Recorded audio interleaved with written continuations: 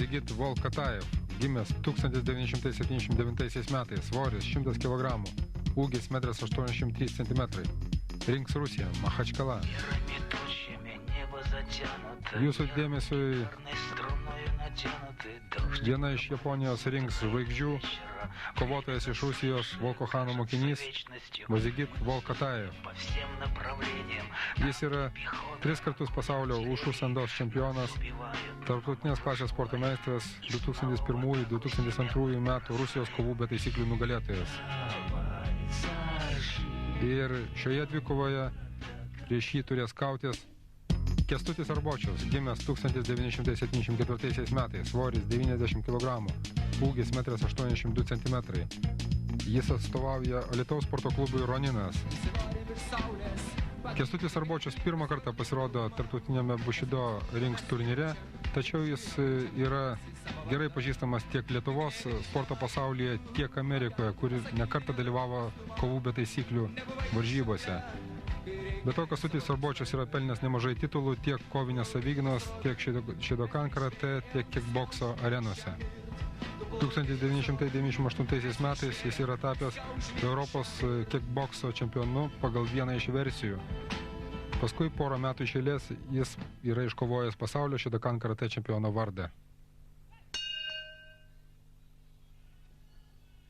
Taigi kovos tampa vis karštesnės ir dabar ringe mes matome tikrai pasaulinio lygio žvaigždės. Bazigitas Volkatajevas yra tikrai geriausias Volko Chano mokinys, na, o Kęstutis Arbočius turbūt pats vienas iš stipriausių ir universaliausių Lietuvos kovotojų. Kovojęs ir Amerikos kovų be taisyklių rinkose.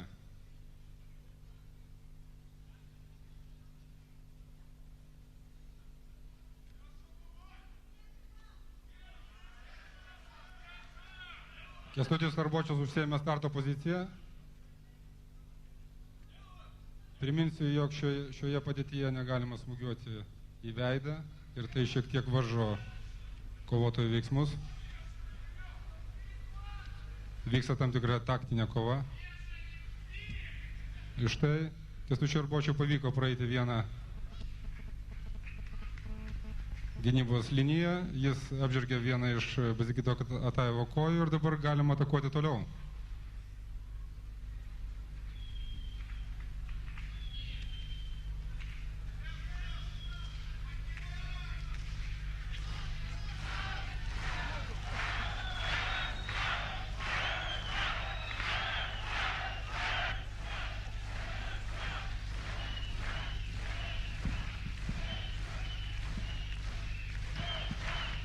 Kovotojai grįžo į pradinę padėtį.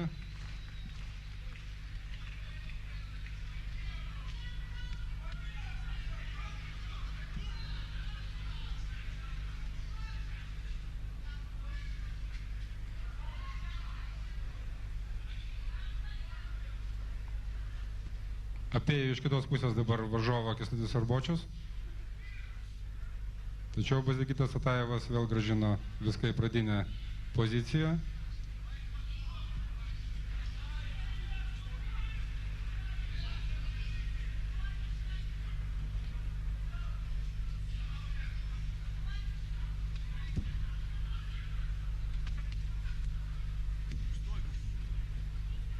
Tvarkingai ginasi dabar kovotojas iš Rusijos ir kol kas Kęstučio Arbočio nepavyksta pelnyti kokią nors panašumą.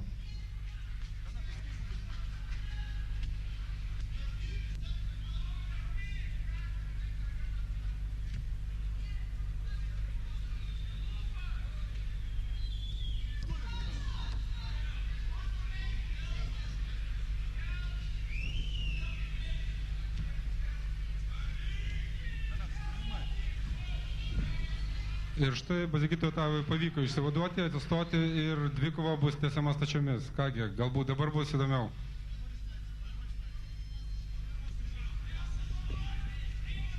Priminsiu, jog Bazigitas Atajevas pradėjo savo sportininko karjerą kaip ušų meistras, taigi jis puikiai smūgiuoja tiek rankomis, tiek kojomis ir štai dabar bandė atlikti smūgį koją, tačiau Kęstutis Arbočius buvo greitesnis.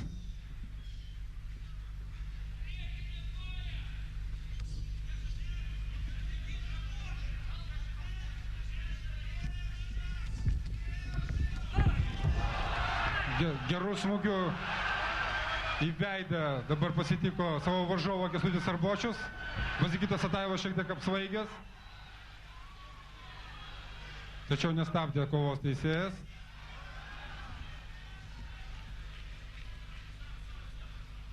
Ir vėl kova parterė. Dabar viršuje jau Vazikitas Atajevas. Pažiūrėsim, ar jam seksis geriau.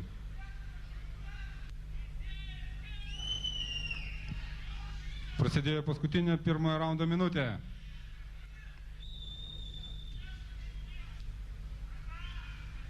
Пошла последняя минута первого тайма.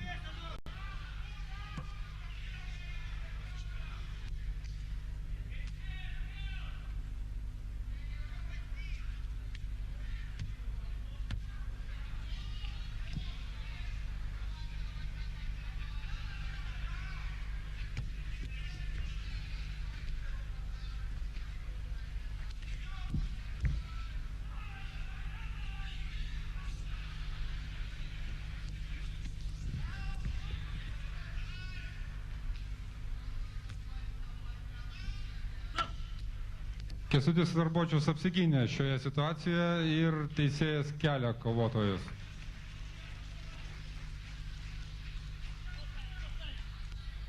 Trumpas pertraukėlės prašo ringo teisėjas. Kažkas atsitiko mūsų svečiui. Galbūt jį nuskriaudė šeimininkas.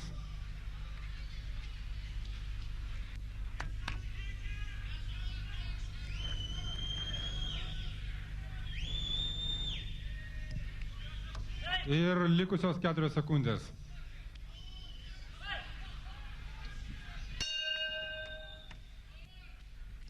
Taigi, baigėsi pirmasis raundas. Trumpa pertraukėlė.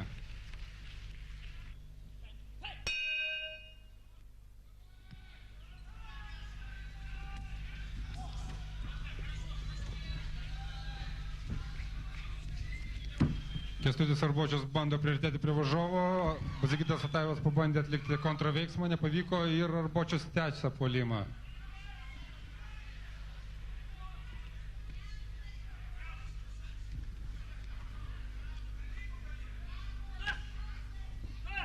Teisėjas stabdo veiksmą. Dvikova prasidės ringo viduryje.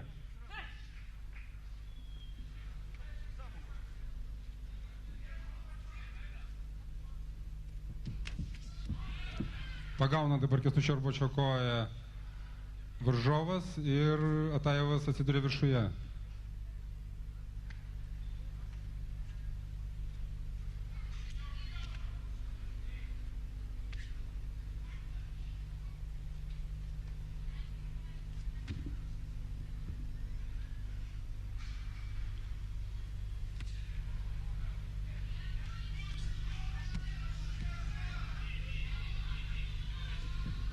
Bando išjudinti savo priešininką Vazikitas Atajevas smūgiais į korpusą.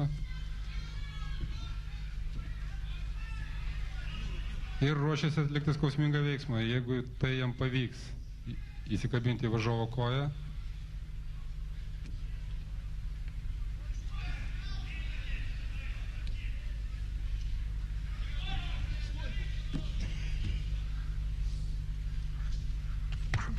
Nepavyko ne vienam iš varžovų įgyvendinti savo planų ir įsikiša teisėjas. Na tikrai lygiaverčiai partneriai ir dėl to taip sunku jiem įrodyti savo pranašumą.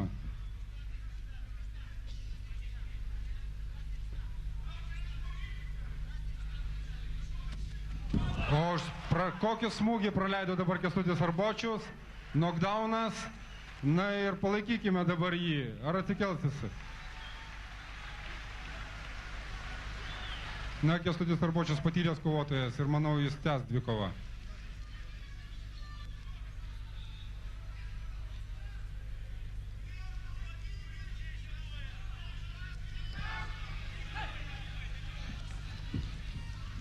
Bando pervesti kovą į parterį iškart Kęstutis Arbočius, kadangi dabar jam svarbiausia atsigauti. Na štai įsikabina dabar į jo kaklą varžovas.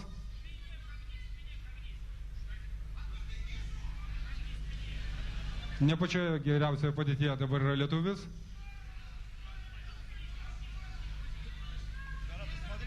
Ir skausmingas veiksmas baigėsi svečio iš Rusijos Bazikito Volko Tajevo pergalę.